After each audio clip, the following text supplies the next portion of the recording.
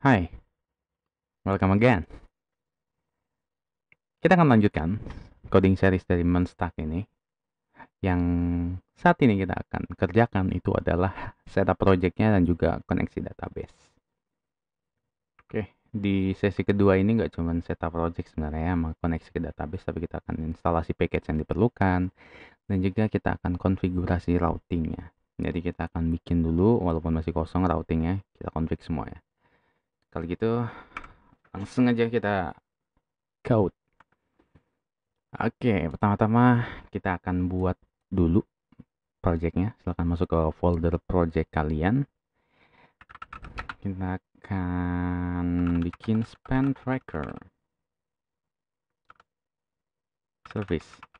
Oke, gue namakan spend tracker service karena ini adalah bagian backend-nya. Jadi bagian backend, ya apalagi emang. Oke, langsung kita masuk ke foldernya dan kita buka dulu code-nya pakai text editor kesayangan kita. Next, kita akan install beberapa package. Jadi package yang akan gua install ini ada Express.js, itu untuk frameworknya yang kita gunakan untuk Node.js. BTW ini kita ngerjainnya backend dulu ya. Frontendnya nanti belakangan. Terus package yang kedua kita install adalah Mongoose. Mongoose itu adalah ODM atau biasa orang sebutnya ORM dari MongoDB. Sebenarnya ORM itu biar lebih gampang aja cara kerjanya. Mungkin kalau di Laravel itu namanya adalah, kenapa gue lupa ya Laravel namanya apa? Oke, Laravel ORM. Eloquent, astaga. Ya, Eloquent, seperti Eloquent. Oke, kalau gitu langsung aja kita initiate projectnya dulu. As always, spend tracker service. Ya, initiate project dengan npm init ya. Untuk package name-nya kita biarkan dia sebagai spam tracker service, versionnya biarin, description-nya REST API spam tracker dengan caps lock nyala. Waduh. Oke, untuk entry point-nya gue bakalan ganti jadi server.js. Terus command biarin kosong. Untuk git repository kita kosongin aja. BTW nanti untuk repository gitnya akan gue taruh di GitHub juga dan akan gue taruh di deskripsi di bawah. Keywords aplikasi terbaik author hamba Allah. Oke, license CSC biarin. Is this okay? Yes, absolutely. Nice, kita udah initiate project kita yang pertama. Selanjutnya kita akan langsung install package-nya, yaitu yang pertama adalah tadi Express. Kenapa gue tadi nggak lanjutin ya? Express, Mongoose, gue juga butuh Lodash. Butuh nggak ya? Lihat aja nanti. Sementara kita install dulu Mongoose Express, body parser, dan juga .env. Nah, .env itu adalah suatu package yang digunakan untuk melawat file .env atau environment file kita nantinya. Langsung kita install dengan npm install save untuk ditulis di dalam package.json kita nanti. Ada express body parser mongoose dan juga course. Oke, course itu digunakan untuk menghandle cross origin resource sharing, yang mana supaya nanti apps kita bisa diakses dari beda domain ya. Jadi sebenarnya itu nggak disarankan untuk production API, tapi untuk saat ini kita bikin aja karena nantinya pasti akan di whitelist juga kan. Tapi untuk saat ini kita biarkan dulu. Oke, langsung aja. Oh iya, lupa .env-nya nggak kita install ya. npm install min save .env. Sip. Sekarang kita langsung aja kita ke VS Code. Langsung kita buat satu file server.js. Good. Lalu gue bakalan bikin satu folder nama config, yang mana di config ini ada file index.js. Nextnya kita udah sih itu aja untuk sementara. Langsung aja kita buat terlebih dahulu untuk setup servernya. Langsung setup dengan const express void. Kayaknya gue harus gedein sih. Oke. Const gue kurang gede ya. Lagi apakah gedean? Const express dengan require, kita panggil dulu package expressnya, lalu kita panggil juga mongoose,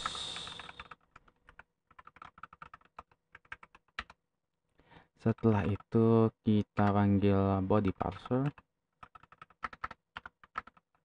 require body parser, next kita panggil course, require course. Oke, langsung kita initiate app express-nya dengan kita bikin satu variable app yang value-nya itu adalah express dengan execution function. Oke. Yap. Selanjutnya kita akan langsung koneksikan database kita. Tapi sebelum kita mengkoneksikan database kita akan setup dulu file index.js. Or kita biarkan dulu tanpa koneksi ke database dulu, kita langsung coba setup dulu supaya servernya bisa jalan dulu. Dengan app.listen, lalu app di sini adalah portnya, kita langsung taruh aja 8080 dan callbacknya. Oke, untuk sementara di sini langsung gue tulis saja server running. N kebanyakan. N. Oke, good. Sekarang kita coba untuk kita jalankan. Nah, untuk menjalankannya benar-benar simple banget, tinggal node server.js. Kita lihat server running. Kalau misalkan kita ke localhost 8080, sip, dia udah jalan walaupun sini ada cannot get. Nah, dari sini server kita udah running. Setelah itu kita akan send up untuk config filenya index.js. Oke, di sini gue bakal langsung export satu buah objek, yang mana objek ini terdiri dari db URL. Oke, untuk db URL-nya kita akan kosongkan terlebih dahulu. Di sini akan ada lagi, mungkin di atasnya dulu bikin ada app port, yang dimana di sini kita ngecek .env.port.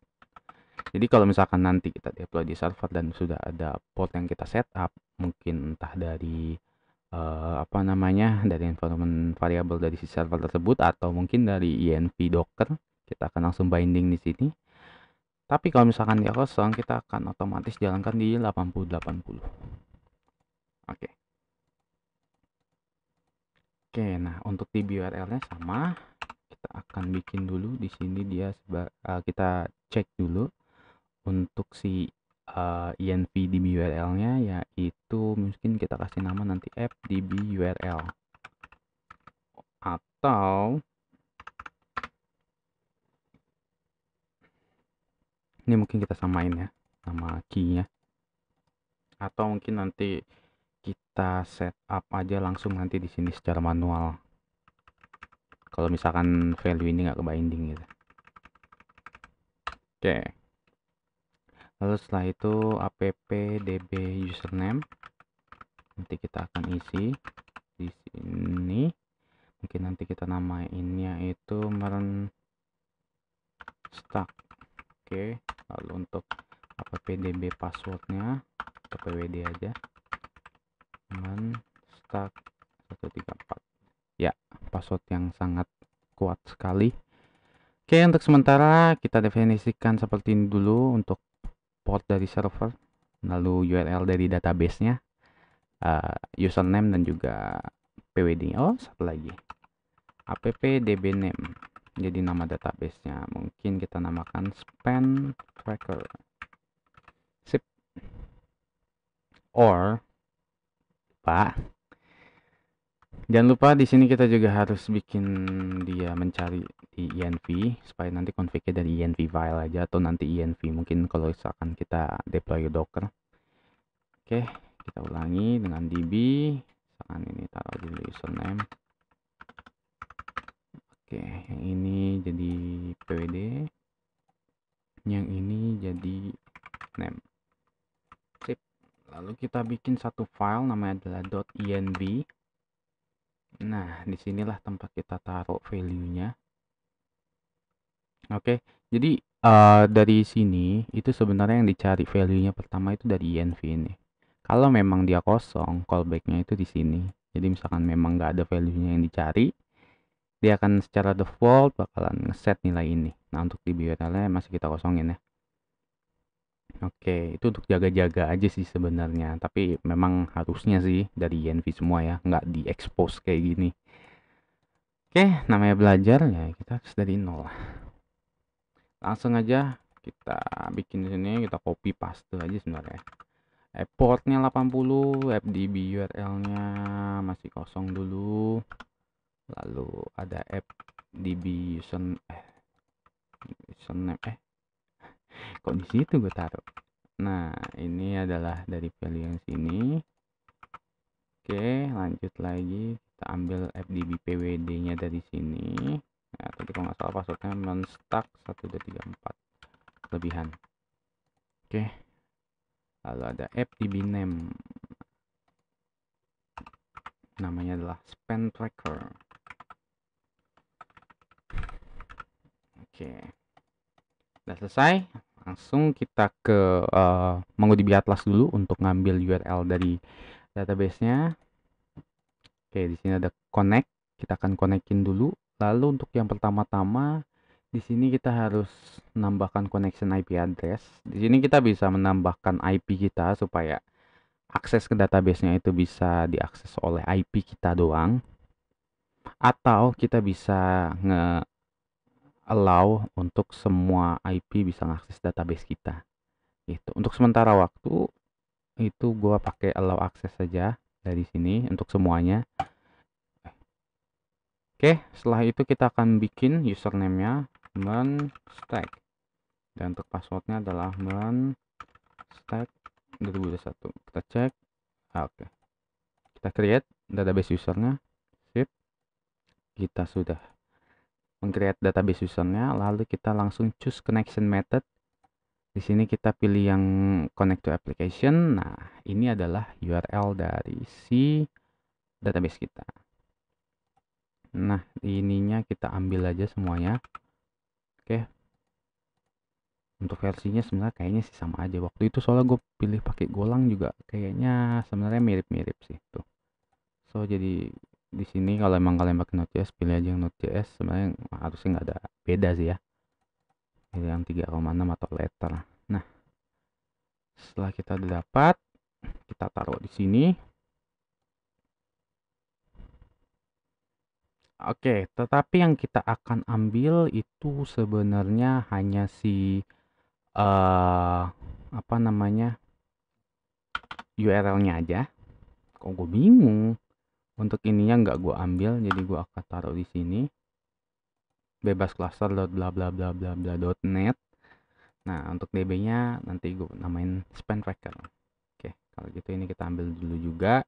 Untuk kita taruh di sini. Sip. Oke, .env sudah selesai. Sekarang kita buka dokumentasi dari .env karena gue agak lupa. Oke, require.env.config bla bla bla bla. Seharusnya nggak ada masalah ya. Langsung kita ini aja sebenarnya sih. Oke, baca dokumentasi itu adalah hal yang cukup penting. So, di sini langsung kita panggil require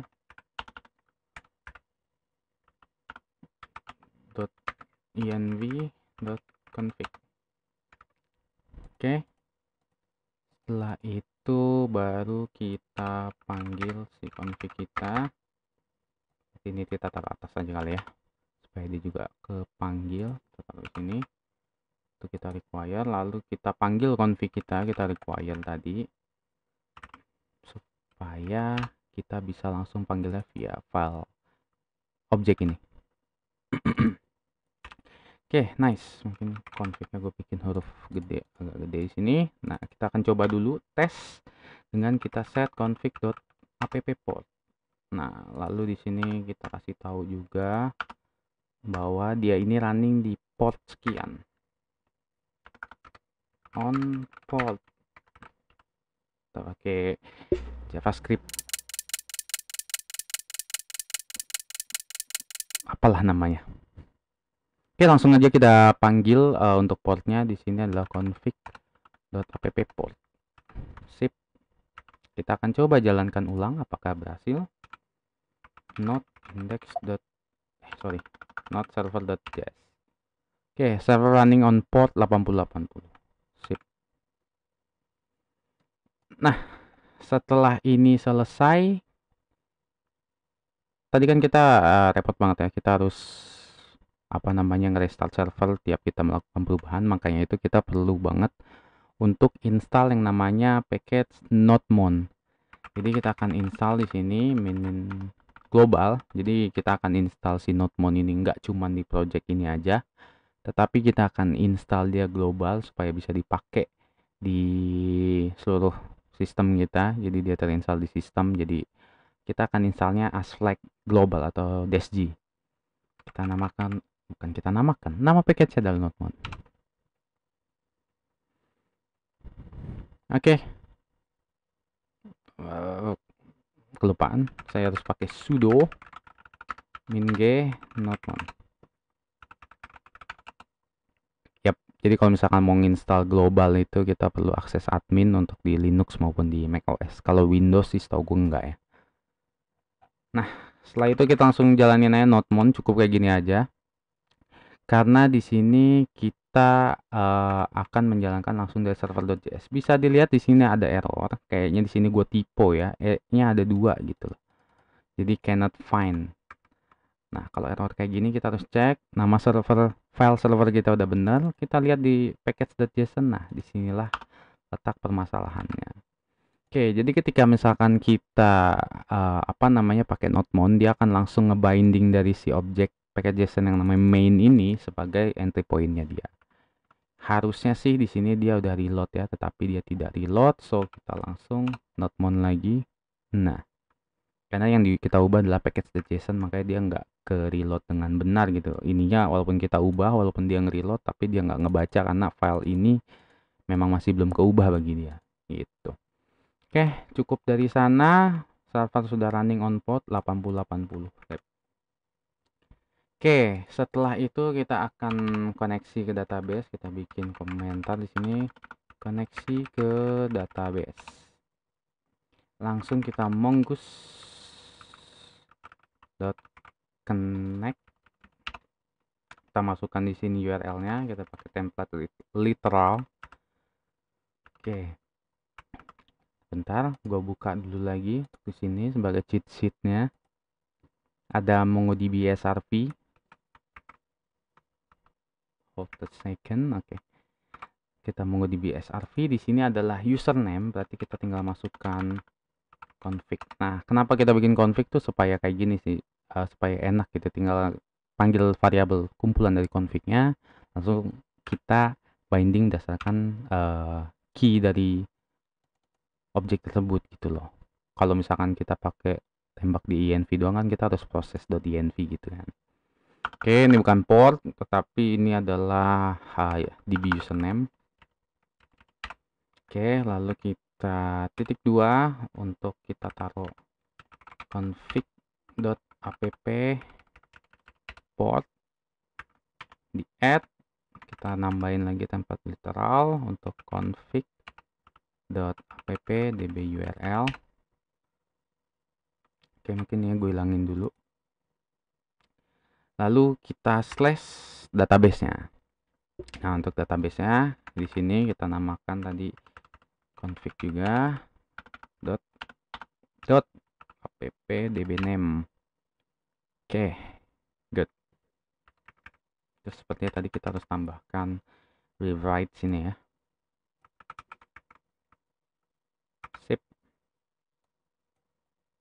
Oke, dari sini udah untuk mongoose-nya. Setelah itu kita langsung binding koneksinya. Kalau dia lagi connected, kita kasih tahu di command prompt bahwa ini connect. mongoose.connection.on connected kalau nggak salah ya.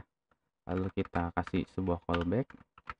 Langsung aja kita return console log database connected. Oke, lalu kita binding yang keduanya ketika di error.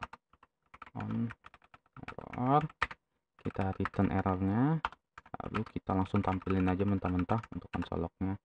Error to connect, langsung kita panggil variabel. Sip, kita cek dulu di command prompt apakah terjadi koneksi, dan ternyata di sini salah. Oke, kita debug dulu. Kita coba cek apakah console log kita di sini benar dengan cara console log di sini benar, maksud gua adalah apalah connection string kita benar. Kita cek dulu. Oke, MongoDB SRV menstack. Oh my god, kenapa ini port ya? Harusnya ini PWD. Nah, ini harusnya PWD nih.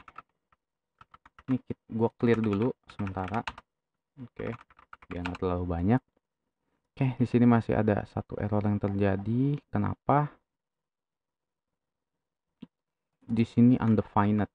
Oke, appdb pwd. Astaga, salah saya, Pak.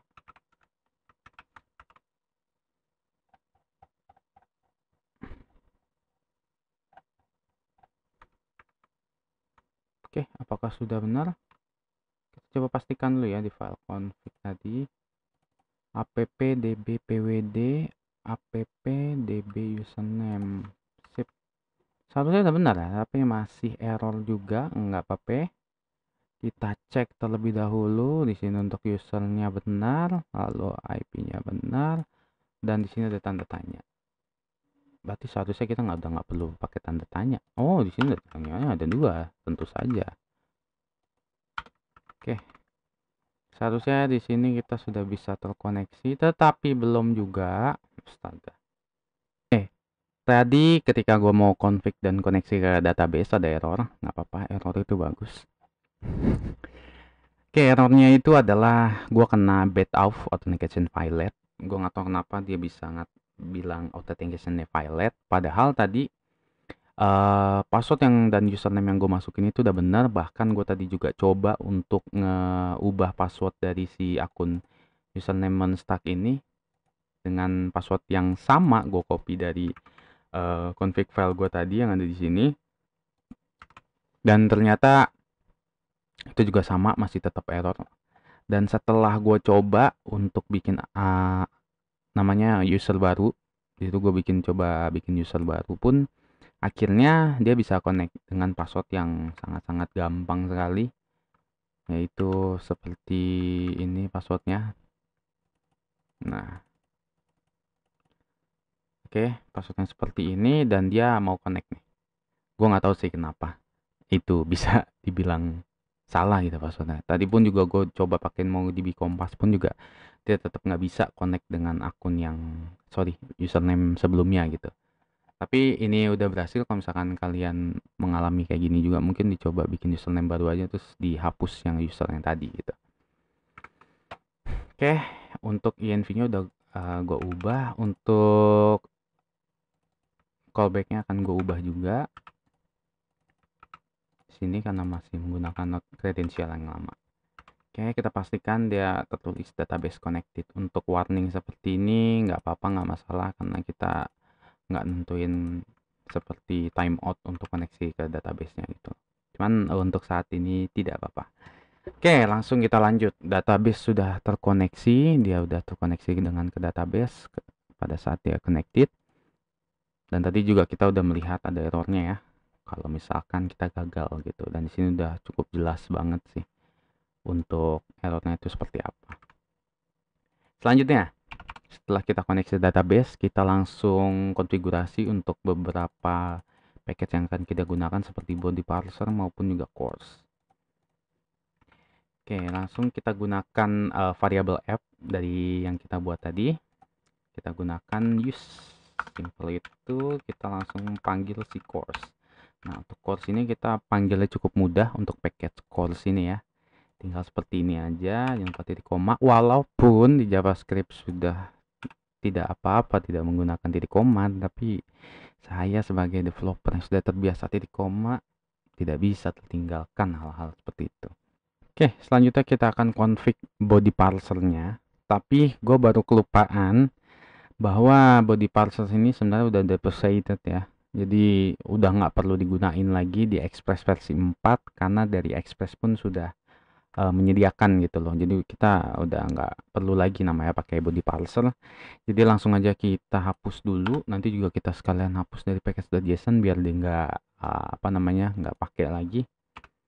Nah, di sini kita tinggal gunakan dengan express.json. Oke, selanjutnya kita use juga untuk supaya bisa menerima form data berupa image maupun file. Ini kita URL encode. Apakah dia ada extended? Nah, extended juga ada. Berarti dia sebenarnya mirip banget ya dengan si body parser. Gue nggak tahu sih kenapa Express juga bikin ginian, mungkin biar sekalian kali ya. Dulu sih gue udah biasanya pakai si body parser sih. Kita coba aja pakai package langsung dari Express. Biasanya package langsung itu lebih powerful. Oke, ini sudah bekerja, sudah berjalan maksudnya, dan nggak ada error sama sekali. Kalau begitu tugas kita adalah untuk menghapus si body parser tadi karena sudah tidak diperlukan. Kita meninstall save body parser. Oke, kita udah nggak perlu lagi si body parser lah. Dan di sini sudah terhapus ya dari si dependencies-nya. Great, kita jalankan dan tidak ada masalah. Sip. Selanjutnya kita akan mengkonfig untuk folder routes kita. Jadi di sini kita akan bikin satu folder namanya routes. Di mana routes ini berisikan satu file yang bernama index.js. Oke, untuk route sendiri itu berisi sebuah function atau export function kalau misalkan di ES6 yang akan kita gunakan nanti di file server.js ini nanti. Oke, kita langsung modul.export, dia berupa function yang mana function ini menerima suatu param yang namanya app yang nanti berasal dari depan. Sorry, ini gue ubah jadi arrow function aja. Oke, nanti kita di sini bisa langsung definisi routing tiap API-nya. Seperti itu. Sengaja kita di sini kita require dari routes, lalu kita langsung passing si app-nya. Oke, kita contohkan mungkin ya. Kita contohkan kayak gini nih. app.get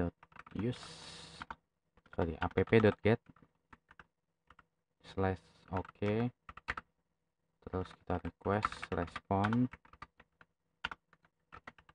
langsung kita request respond.json atau respond.send aja ya.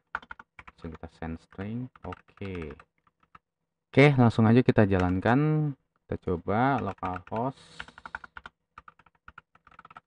8080 / apa tadi. Oke, nah ini berarti udah berjalan. Nanti seperti itu. Sip, yang ini kita bisa hapus saja langsung untuk definisi routingnya. Dan untuk project kita sudah selesai. Mungkin ada satu lagi, satu folder namanya adalah API. Nah, disinilah nanti tempat API kita semuanya berada. Seperti itu. Oke, mungkin cukup sampai sini aja videonya untuk di sesi kedua ini. Kita akan lanjut lagi di sesi ketiga. Thank you.